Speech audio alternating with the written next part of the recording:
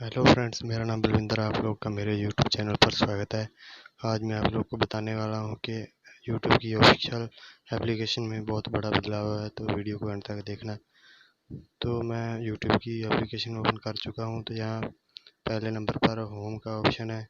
तो वहीं दूसरे नंबर पर जो पहले ट्रेंडिंग पेज हुआ करता था, उसे हटाकर अब एक्सप्लोर पेज लगा दिया गया है। तो उसमें भी आप ट्रेंडिंग में देख सकते हैं ट्रेंडिंग में कौन सी वीडियो चल रही है, या फिर उसके बाद ट्रेंडिंग में आप देख सकते हैं कौन सा म्यूज़िक चल रहा है, गेमिंग, न्यूज़। तो ऐसे ये सब बदलाव हुआ है आज रात 12:30 बजे।